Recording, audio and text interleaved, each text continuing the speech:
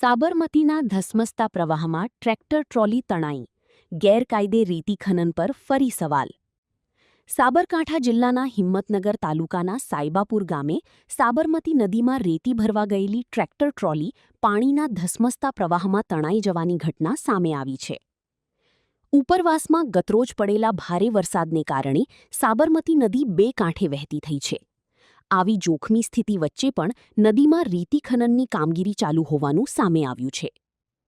મળતી માહિતી મુજબ રેતી ભરવા માટે નદીમાં ઉતરેલી ટ્રેક્ટર ટ્રોલી અચાનક પાણીના તેજ પ્રવાહમાં ગરકાવ થઈ તણાઈ ગઈ હતી. રિપોર્ટ જીતેન્દ્ર સોલંકી, સાબરકાંઠા.